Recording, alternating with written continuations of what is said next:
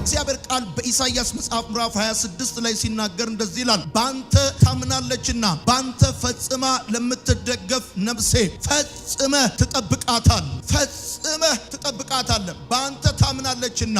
ሰው በእግዚአብሔር ካልተጠበቀ፣ ሰው በእግዚአብሔር ካልተረዳ፣ ሰው በእግዚአብሔር ካልታገዘ በራሱ ጉልበት፣ በራሱ አቅም፣ በራሱ ችሎታ የሰበሰበው ነገር አያዋጣውም። ያገኘው ነገር አያስቀጥለውም። ዮናታን አክሊሉ ሉዓላዊ በሆነው በእግዚአብሔር ነው የሚያምነው። እግዚአብሔር ሉዓላዊ ነው። እግዚአብሔር አይስክሬም ነጋዴ አይደለም። የወደደውን የሚያደርግ ያደረገውን ደግሞ መሰረት አድርጎ ማንም እንዴት እንዲህ ልታረግ ትችላለህ ብሎ ሊከሰው ሊጠይቀው የማይችል አምላክ ነው እግዚአብሔር አምላካችን። እና እንደዚህ አለ፣ እኔ ብርሃንን ሰራው አለ። አንድ ሰው በዚህ መካከል ብርሃን ካየ እግዚአብሔር ያዘጋጀለት እግዚአብሔር የሰራለትን ብርሃን ነው ያየው። አንድ ሰው እዚህ ማለዳ ጨለማው ከነጋለት እግዚአብሔር ነው ጨለማውን ያሳለፈለት። አንድ ሰው በልቶ ከሆነ ጠጥቶ ከሆነ አንድ ሰው በሰላም ወጥቶ ገብቶ ከሆነ እጁ እግሩ ይሰራ ከሆነ እግዚአብሔር እንደዚህ አለ፣ እኔ ሁሉን አደርጋለሁ አለ። እኔ ሁሉን አደርጋለሁ አለ። ታዲያ እግዚአብሔር ሁሉን የሚያደርግ ከሆነ ሰው ስለምኑ ይመካል? ሰው በየትኛው ጉዳዩ ይመካል? ቀኑ መሽቶ የነጋው በእግዚአብሔር ከሆነ፣ ብርሃን ያየው በእግዚአብሔር ከሆነ፣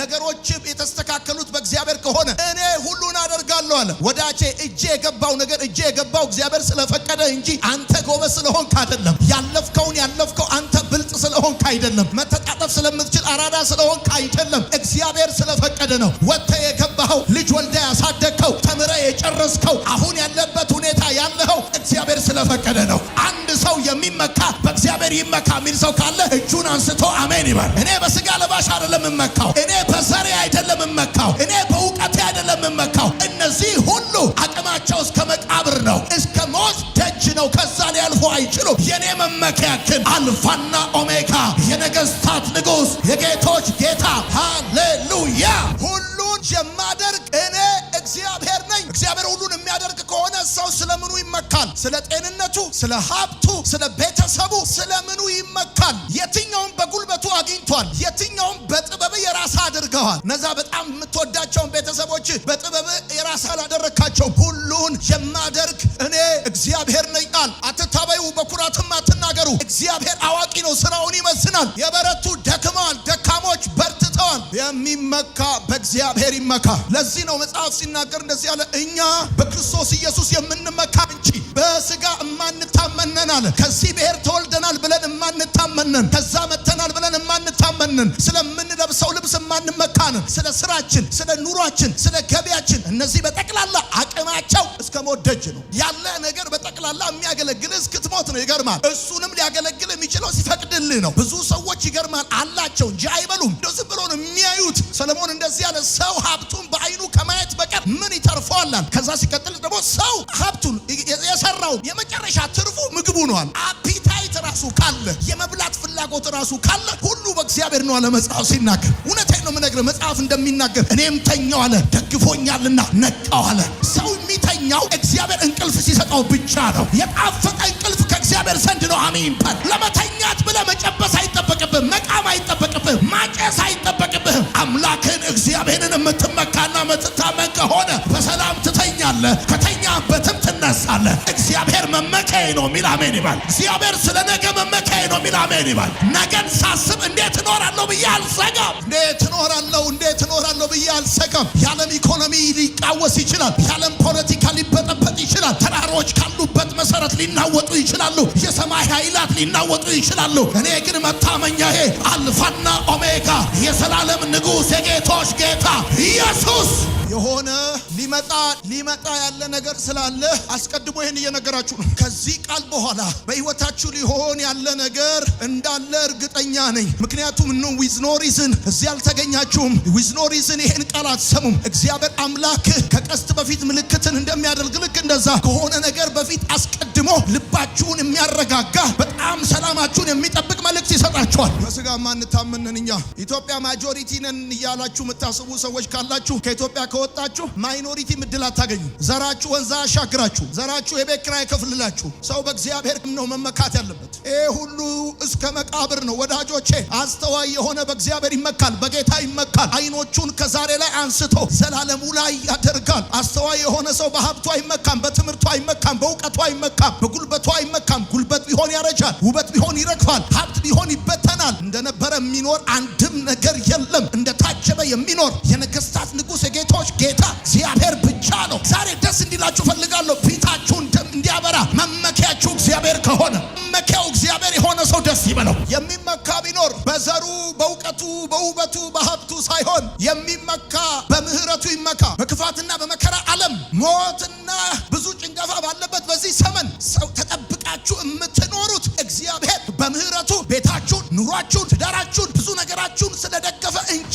እናንተ አብሶሉትሊ ፐርፌክት ስለሆናችሁ አይደለም። እንከን የሌለባችሁ ስለሆናችሁ አይደለም። በምህረቱ ስለተደገፋችሁ ነው። በእግዚአብሔር የማይታመን በእግዚአብሔር የማይደገፍ ሰው መመኪያውን እግዚአብሔር ያላደረገ ሰው ከሕያዋን ምድር ይነቀላል። ሞትን ያላያችሁ ሰዎች ካላችሁ በእግዚአብሔር ምሕረት የተደገፋችሁ ብቻ ናችሁ። እና የእግዚአብሔር ቃል የሚለው ይሄንን ነው። በእግዚአብሔር የማይደገፍ ሰው ከምድር ይነቀላል፣ ከሕያዋን ምድር ይነቀላል፣ ከቤቱም ተመንጥቆ ይወጣል። በጣም የሚገርማችሁ መዝሙረኛው ሲናገር እንደዚህ ይላል፣ እኔ ግን በእግዚአብሔር ቤት እንደለመለመ ወይራ ነኝ፣ ለዘለዓለም በምህረቱ ታመናለሁ ይላል። እኔ እንደለመለመ ወይራ በእግዚአብሔር ቤት ነኝ። ለምን ሲባል ከዘላለም እስከ ዘላለም በምህረቱ ታመናለሁ። ያልደረኩት፣ ያልጠፋሁት፣ ያልተነቀልኩት ስቲል ኤግዚስት ያደረኩት እኔ በችሎታዬ በጉልበቴ ሳይሆን ከዘላለም እስከ ዘላለም በእግዚአብሔር ምህረት ስለምታመን ነገን እኖራለሁ ብዬ የማስበው ጎበዝ ስለሆንኩ ሳይሆን እሱ መሐሪ ስለሆነ ምህረቱ የማያልቅ አምላክ ስለሆነ በምህረቱ ታመናለሁ። ቸርነትና ምህረት ይከተሉኛል እንደሚል መጽሐፍ የሚከተሉ ከንፈር ሊመጡልህ እንዳይመስልህ፣ ከንፈር ሊመጡብህ እንዳይመስልህ። በምህረቱ ከወደክበት ያነሳል። በቸርነቱ እየደገፈ በምህረቱ እያነሳ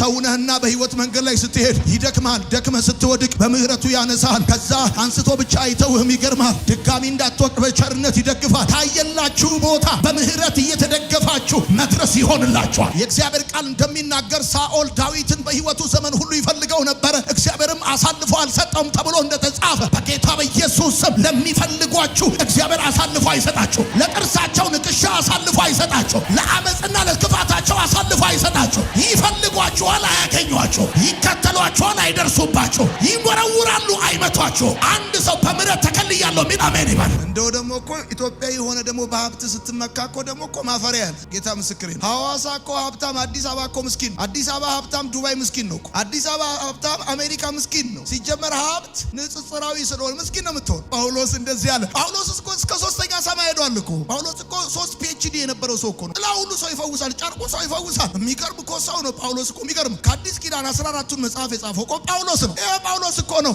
እኛ በክርስቶስ የምንመካ በስጋ ማንታመነን ከዚህ ወገን ከዛ ወገንን የምንል አይደለንም። እኛ የምንመካው መስቀሉ ላይ በተሰራው ስራ በወደደን በሱ ሃሌሉያ። ነገን ስናስብ ለመኖር ተስፋ የምናደርገው የምንታመንበት አንዳች ሌላ ክንድ የለንም። እኛ አቅማችን እግዚአብሔር ነው። መመኪያችን እግዚአብሔር ነው። መመኪያዬ እግዚአብሔር ነው የሚል ሰው አሜን ይባል። ጠላታችሁ እንደምቦይ ነው የሚፈርጠው አሜን ይባል። መመኪያዬ እግዚአብሔር ነው የሚለው አሜን ይባል። ያልጠፋ ነው በህይወት ያለነው ስቲል ኤግዚስት ያደረግነው የምንመላለሰው እንደውም ጤነኞች ሆነን በብዙ መልኩ እግዚአብሔር ደግነት አድርጎልን በምህረቱ የተነሳ ነው ያልጠፋን። ርህራሄው ስላላለቀን ያልጠፋን። ብዙ ሰዎች መልካቸው፣ ፊታቸው፣ ብዙ ነገራቸው ሲቀየር እሱ የማይቀየር አምላክ ስለሆነ ምህረቱ የማያልቅ አምላክ ስለሆነ ነው በህይወት ያለነው። በምህረቱ ከትቢያ ላይ ያነሳን፣ ወደ ቤቱ አስገባን። በምህረቱ ከትቢያ ላይ መነሳታችን ሲገርመን ወደ ቤቱ መግባታችን ደነቀን። በቤቱ መግባታችን ደግሞ ብቻ ነው የሚገርመው፣ ሹመት ሰጠን፣ ልጆች አደረገን። ዳዊት ሲናገር ምህረት ከህይወት ይበልጣልና ከንፈሮቼ ያመሰግኑሃል አለ። ምህረት ከህይወት ይበልጣል፣ ከንፈሮቼ ያመሰግኑሃል። እማመሰግንበት እልል እምልበት ምክንያት ምህረት ይገርመኛል፣ ይቅርታ ይገርመኛል። ምህረትን ሳየው ደግነትን በእያንዳንዱ ሁኔታ ውስጥ የእግዚአብሔር ምህረት ያለው ነው። ወጥቼ ስገባ የእግዚአብሔር ምህረት ያለው፣ ተኝቼ ስነሳ የእግዚአብሔር ምህረት ያለው። እውነቴን እኮ ነው። በእያንዳንዱ ጉዳይ የእግዚአብሔር ምህረት ያለው። ልጆቼን አይቼ የእግዚአብሔር ምህረት ያለው። እንዴት ያለ አንተ መሐሪ ነህ! አንተ እንዴት ያለ ይቅር ባይ አምላክ ነህ! እንደ ጠላቶቼ ያላደረክብኝ፣ እንደ ሀሳባቸው ያልሆነብኝ። እንዴ አንድ መጽሐፍ ሲናገር አንድ ሰው 2 ልጆች ነበሩት አለ። አንደኛው ልጅ ድርሻዬን ስጠኝ አለ። ምን ማለት ነው? በአጭር አማርኛ የማትሞት ሽማግሌ ነው ማለት። ሰው አባቱ በህይወት እያለ ድርሻውን ከጠየቀ የአባቱን ሞት ፈልጓል ማለት። እናት ተቀበለ፣ ሄደ። ከዛ መጽሐፍ ሲናገር እንደዚህ አለ፣ ወደ ሩቅ ሀገር ሄደ ይላል። ለመደነስ እንደፈለገ ለመሆን ወደሚመቸው ሀገር ነው ሄደው። እዛው አካባቢ ከሆነ የሰፈር ሰው አጎት፣ አክስት ምናምን ያለ ሩቅ ሀገር ሄደ ይላል። እና መጽሐፍ ሲናገር ነገደ አይደለም የሚለው ደነሰ ነው የሚለው። ደነሰ ከሴተኛ ዳሪዎች ጋር ገንዘቡን አጠፋ፣ አባከነ። እና ከዛ የሚበላው አጣ፣ ተቸገረ። እሪያ የሚበላው ምግብ ሁሉ ነው የተመኘው። መጽሐፍ ሲናገር በተመለሰ ጊዜ አባቱ ከሩቅ አየው ይላል። ሮጦ ወጥቶ ተቀበለዋል። የሰባ ፍሪዳ አረደለት፣ ቀለበት አደረገለት፣ ግብዣ ጋበዘው። እና እሱ ከአባቴ ባሪያዎች እንዳንዱ እንኳን በሆኑ ነበር ብሎ ያለው ከትቢያ አንስቶ ከእሪያ መካከል አንስቶ ቆሻሻ ልብሱን አራግፎ ቀለበት ያደረገለት ድግስ የደገሰለት ጌታ የተናገረው ምሳሌ ለዛ ልጅ ብቻ እንዳይመስላችሁ። ብዙዎችንን እዚህ ውስጥ ከእግዚአብሔር የኮበለልን በአመፃ መንገድ የሄድን እንደ ልባችን የኖርን ግን በእግዚአብሔር ምሕረት የተመለስን ያንን ትቢያ አራግፎ ሰው ያደረገን ዛሬ በቤቱ ያስቀመጠን የእግዚአብሔር ምሕረት ነው። አሜን ይባላል። ምሕረት ነው። የሚመካ አባት ስላለው ይመካ። ሰው መቼም በችግሩ ጊዜ መጠቀሚያ በክፉ ቀን ማለፊያ ይሆነኛል የሚለው ነገር ይፈልጋል ሁሉ ሰው። ይቺን ነገር ለችግሬ ቀን ለክፉ ቀን ብሎ የሚያስቀምጣት ነገር አይጠፋም። ለክፉ ቀን ብትሆነኝ ብሎ የሆነች ነገር ያስቀምጣል። 100 ሺህ 200 ሺህ ብቻ የሆነችን ነገር ወርቅም ብርም ነገር አድርጎ ምናች ቀን ለማንኛውም ለክፉ ቀን ማለፊያ ለችግር ቀን መጠቀሚያ ትሆነኛለች ብሎ የማይል የማያስብ ሰው የለም። የሆነ ክፉ ቀን ቢመጣ የችግር ቀን ቢመጣ እንዴት እወጣለሁ እንዴት አልፋለሁ ብሎ የሚያስብ ሰው አይጠፋም ወዳጆቼ። ታዲያ ለክፉ ቀን መወጫ ለድካም ቀን መበርቻ ከአባት በተሻለ ምን አለ? ለክፉ ቀን ማምለጫ የሆነ አባት፣ ለድካም ቀን ድጋፍ የሆነ አባት ስላላችሁ፣ ሲደክማችሁ የማይተዋችሁ አባት ስላላችሁ። ሲደክማችሁ ብዙ ሰው ይተዋቸዋል፣ ጓደኛ ይተዋቸዋል። እሱ ከጓደኛም ከየትኛውም ነገር የሚበልጥ እውነተኛ አባት የማይተዋችሁ። መጽሐፍ እንደሚናገር ይሹሩን ሆይ በደመናት ላይ ለረድኤት እንደ እግዚአብሔር ያለ ማንም የለም። መኖሪያ የዘላለም አምላክ እግዚአብሔር ነው። የዘላለም ክንዶች ካንተ በታች ናቸው እንዳለ ሙሴ የፈርዖንን ቤት እምቢ ብሎ ጮማና ጠጁን እምቢ ብሎ ከእግዚአብሔር ሕዝብ ጋር መከራ መቀበል ወዶ መርጦ በምድረ በዳ ስንት ኪሎ ሜትር ተጉዞ ሲያበቃ ከነአን ሳይገባ ከነአንን ከሩቅ አይቶ በቃ እዚህ ጋር ታበቃለህ ሲባል መጨረሻ ላይ የተናገረው ነገር ቢኖር ቁጭት አይደለም። አረቢ ከነአን አይደለም ያለው። ሲያየው መኖሪያ ከነአን አይደለም፣ ማርና ወተት የምታፈሰው ምድር አይደለችም። ይሹሩን ሆይ እስራኤል ሆይ አንተ የቀረ ሕዝብ በጠቅላላ መኖሪያ የዘላለም አምላክ እግዚአብሔር ነው። ለምን ሲባል እሱ ክንዱ አይደክምም። የማይደክም አባት ስላላችሁ ነው መመካት ያለባችሁ ወዳጄ። ጓደኛም ቢሆን እጅ ሙሉ ካልሆነ አይፈልግም። ሰውም ቢሆን ንጹህ ካልሆን አይፈልግም። ቀን ከጨለመብህ ነገር ከተበላሸብህ ሰው አይፈልግም። ቀን ቢጨልም ነገር ቢጎድል ያሰብከው ባይሳካ ሁልጊዜ ምሕረቱና ፍቅሩ የማይቋረጥ እውነተኛ አባት አለኝ የሚል ሰው አሜን ይባል። ሰይጣንን እንዲያስረገጠን አውቶሪቲ የሰጠን አቅም የሆነን የዚህን ዓለም ገዢ እንድንረግጠው ያደረገ በእባቡ ላይ እንድትጫሙ ያደረገ ይህን ስልጣን ብር አይሰጣችሁም። ይህን ስልጣን ጓደኛ አይሰጣችሁም። አባት ነው ይህን ስልጣን የሚሰጣችሁ የዘላለም አባት። ዳዊት ቀስቱን ወርውሮ ብዙ ነገር አድርጓል። በሰይፉም ታውቃላችሁ የጎልያድን አንገት ቆርጧል። ከዚህ በፊት ሲሰራ አይቷል፣ ሰርቶበታል። ከዚህ በፊት ብዙ ነገር አድርጎለታል። ግን ዳዊት ሲናገር እንደዚህ አለ፣ በቀስቴ አልታመንም፣ ሰይፌም አያስጥለኝም። አንተ ግን በጠላቶቻችን ላይ ድልን ትሰጠናል። ዘወትር በእግዚአብሔር እንመካለን። እኛ እንደው ለምሳሌ ነው እንደው ለነገሩ ነው የምንሰለፈው እንጂ እግዚአብሔር ተዋጊ ስሙም እግዚአብሔር ነው። አንተ ድብቅ ጦር ታስነሳለህ፣ ጠላቶቻችንን እንደ ገለባ ትበትናለህ፣ በጠላቶቻችን ላይ ድልን ትሰጠናለህ አለ ዳዊት። በጌታ በኢየሱስ ክርስቶስ ስም ዛሬ ባረኳችሁ፣ ዛሬ ጸለይኩላችሁ። እግዚአብሔር በጠላቶቻችሁ ላይ ድል ይሰጣችኋል። እስቲ በደንብ አርኩና አሜን በሉ። በሚዋጓችሁ፣ በሚያስጨንቋችሁ፣ በሚከታተሏችሁ ላይ እግዚአብሔር ድልን ይሰጣችኋል። ወዳጄ እግዚአብሔር እንደሆነ ድል የሚሰጠው የምታውቀው እንዴት መሰለ? መጽሐፍ እንደሚናገር ከትልቁ ሳኦል ጀምሮ እስከ ተራ ወታደር ጎልያድ የቤት ስራ ሆኖባቸው ራስ ምታት ሆኖባቸው ነበረ። አንድ እረኛ ምስኪን ወንድሞቹን ሊጠይቅ የመጣ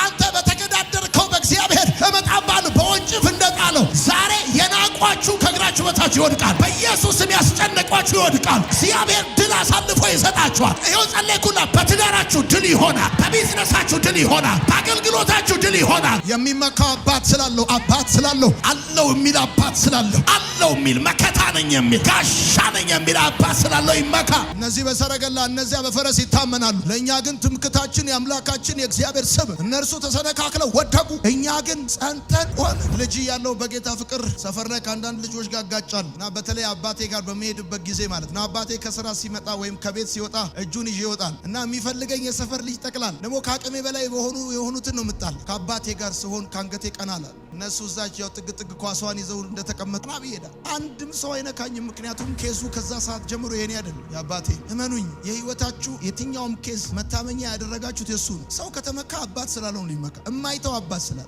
ኢዝ አወር ፕሮቫይደር። አባት ደግሞ ፕሮቫይደር ነው። ሲቀጥል ደግሞ ፕሮቴክሽን ፕሮቪዥንም ነው ፕሮቴክሽንም ጥበቃችሁም ነው ደግሞ አቅርቦታችሁም ነው። አይቋረጥም። እግዚአብሔር ምስክሬ ነው። የዚችን ምድር ኤክስፔንሲቭ ህይወት ኖራችሁ ነው የምታልፉት። አሜን ይባላል። የሚመካ በእግዚአብሔር ፍቅር ይመካ፣ በእግዚአብሔር ፍቅር ይመካ። የሰው ልጅ መመካት ካለበት ዘመን በማይሽረው ዘመን በማይለውጠው በሁኔታዎች ላይ ባልተመሰረተ ፍቅር ነው መመካት ያለበት። ሌላውማ የወረት ነው። አየነው እኮ ሌላውማ ለጊዜው ነው። ሌላው አይደ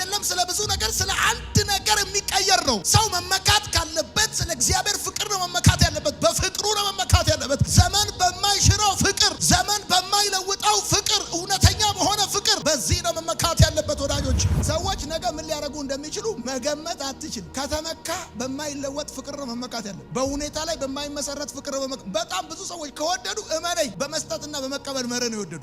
there is something ካንተ ያገኙት አንዳች ነገር ስላለ ነው። እንደዛ አይሚሲው አይኪሲው ብለው ልብ ቅርስ ሰርተው ጦር ሲወጉ ነበር። ከሳሉት ወረቀት ላይ ጦሩን ነቅለው ልብ ላይ ነው የሚዘኩት። ሁኔታ ላይ ያልተመሰረተ ፍቅር። እግዚአብሔር ምን ሰጠኸው? በምን ጉዳይ ወደደ? መጽሐፍም ሲናገር እንደዚህ ያለ በወደደና በእርሱ ከአሸናፊዎች እንበልጣለን። የወደዳቸውና እስከ ለዘላለም እስከ መጨረሻው ወደዳቸው። ላይጠላቸው ወደዳቸው። ያነሳቸውን ድጋሚ ላይተዋቸው ወደዳቸው። ከተመካ በማይለዋወጥ ፍቅር ነው መመካት ያለው። ጌታ ምስክር። የሰው ፍቅር ምክንያት አለ። የሰው ፍቅር መነሻ አለ። የሰው ፍቅር አንድ ጉዳይ አለው። ምክንያት የሌለው ፍቅር የለም ወዳጆቼ። ወንድ ሴትን ቢያፈቅር ምክንያት አለ። ወይ አፍንጫ፣ ወይ ዲምፕሏ፣ ወይ ጥርሷ፣ ወይ ጥፍሯ፣ ወይ ቁመቷ ምናምን የሆነ ነገር አለ። ሴትም እንደዚህ ወንድ ብታፈቅር ሰው ፍቅሩ መነሻ መነሻ የሌለው በዘመን መካከል ማይለዋወጥ እውነተኛ የሆነ ሁልጊዜ ያው የሆነ ወዳጅ ከተመካ በዚህ ፍቅር ነው መመካት ያለብን። የሰው ፍቅር ታውቃላችሁ እየቆየ ሲሄድ እየወረደ እየቀጠነ ይሄዳል። ልክ እንደ ሰርግ ቤት ጠላ። አንድ ነገር እንገራችሁ፣ በጠላታችሁ በተከበባችሁ ጊዜ አንድ ነገር ትዝ